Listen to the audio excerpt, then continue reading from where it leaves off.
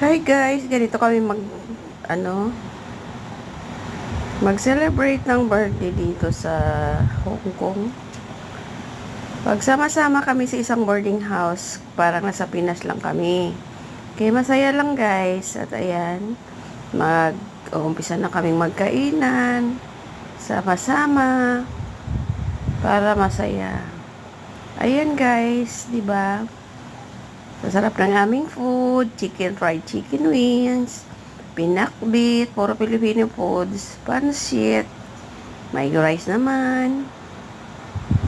At saka, syempre, mayroon kaming vegetable salad, may bangha blanca, ayan, at mayroon din kaming biko.